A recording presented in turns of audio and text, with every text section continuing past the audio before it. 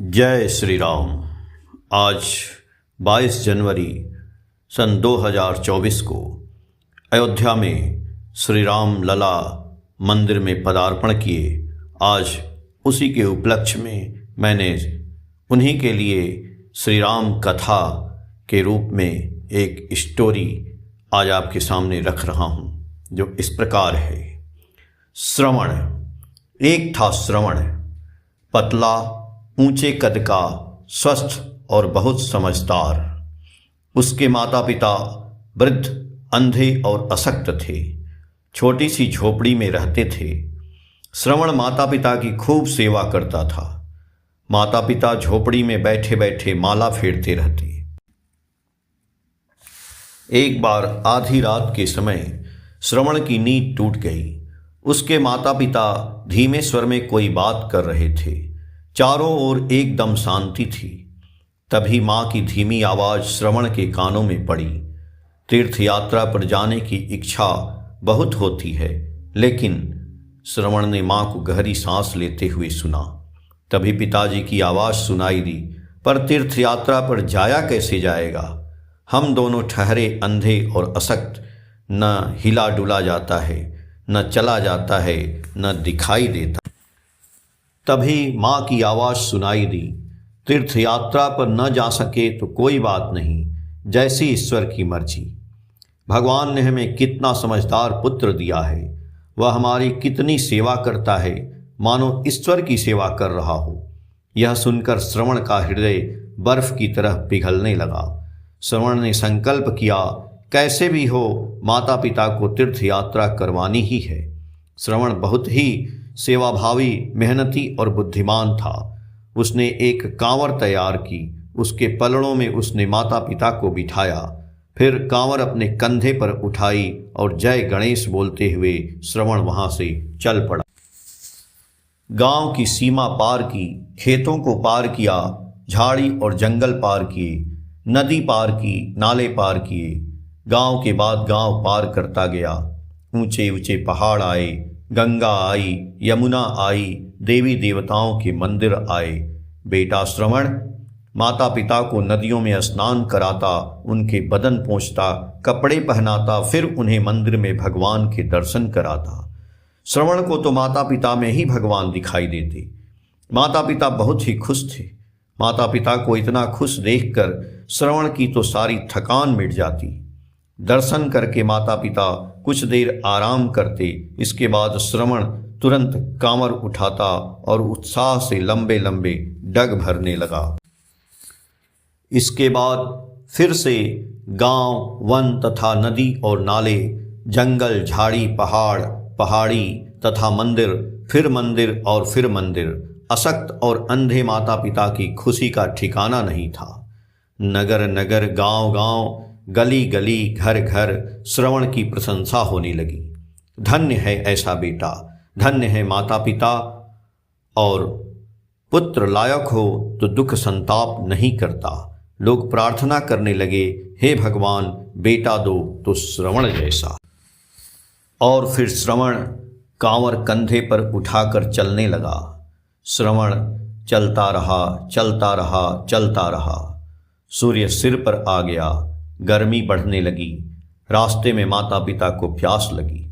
एक नीम के पेड़ के नीचे ठंडी ठंडी छाया में श्रवण ने कांवर नीचे रख दी। सूखे पत्ते व झाड़ियाँ साफ करके माता पिता को बिठाया। इसके बाद श्रवण घड़ा लेकर पानी की तलाश में निकल पड़ा। चारों ओर पेड़ ही पेड़ थे। कुछ दूर जाने के बाद श्रवण को आवाज़ सुनाई दी, कल कल कल कल। आवाज़ की दिशा में कुछ आगे जाकर श्रवण ने देखा तो नदी थी। कल कल बह रही थी, एकदम स्वच्छ व निर्मल जल। श्रवण को भी प्यास लगी थी। उसने तुरंत जाकर अंजुली में पानी लिया, ठंडा ठंडा अमृत जैसा पानी। पर तभी श्रवण ने सोचा, मेरे माता पिता प्यासे हैं, उन्हें प्यासे छोड़कर मैं पानी कैसे पी सकता हूँ? पहले माता पिता को पानी पिलाऊंगा, इसके बाद मैं पानी पीऊंगा। यह सोचकर श्रवण ने नदी के बहते हुए पानी में घड़ा डुबोया और आवाज़ आई, बुड़ बुड़ बुड़ बुड़। अयोध्या के राजा दशरथ शिकार पर निकले थे। उनके कान में आवाज पड़ी, बुड़ बुड़ बुड़ बुड़। राजा दशरथ शिकार की राह देख रहे थे। नदी या जानवर तो नजर आया नहीं। बुड़ बुड़ की आवाज सुनकर उन्होंने सोचा, इस समय अवश्य कोई जानवर पानी पी रहा है। नजर के सामने न होने पर भी आवाज सुनकर तीर चलाने की कला राजा दशरथ को मालूम थी। अतः राजा दशरथ ने जानवर का अनुमान लगाकर आवाज की दिशा में निशाना लगाया। कान तक प्रत्यंचा खींचकर तीर छोड़ा।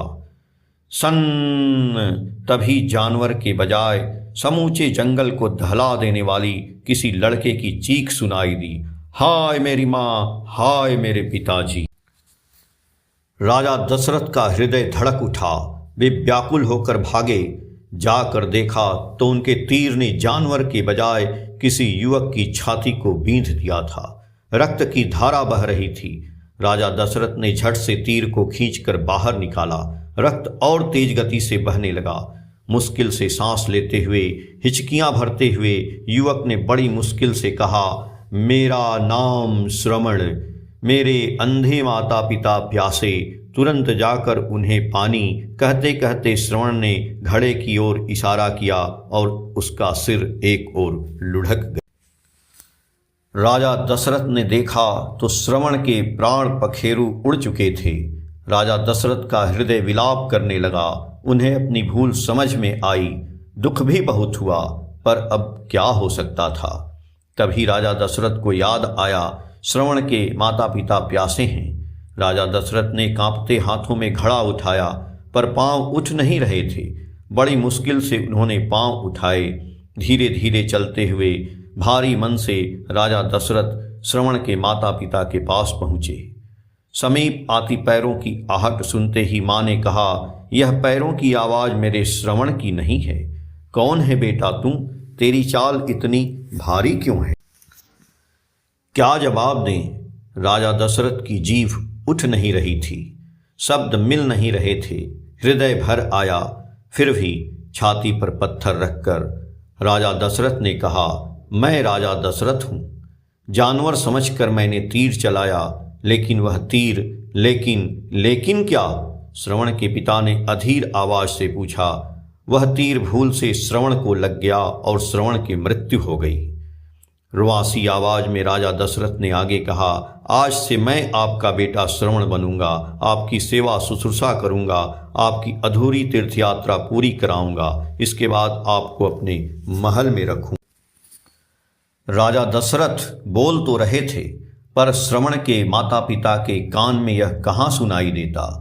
वे तो श्रवण की मृत्यु की बात सुनकर छाती पीट पीट कर रो रहे थे, सिर पटक रहे थे, बिना पानी की मछली की भांति छटपटा रहे थे। श्रवण की मृत्यु के आघात से माता पिता तड़पते तड़पते अंत में धरती पर गिर पड़े। उन्होंने मरते मरते राजा दशरथ को शाप दिया, तुम भी हमारी तरह पुत्र के वियोग में मरोगे, तुम भी बेटा बेटा करते रहोगे। इसके बाद दोनों ने प्राण त्याग दिए। राजा घबरा गए।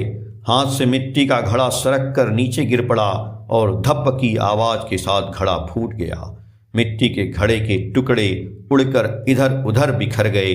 पानी धरती पर फैल गया। दूर सूर्य अस्त हो गया। चिड़िया मौन हो गई। कुछ फूल झड़ पड़े।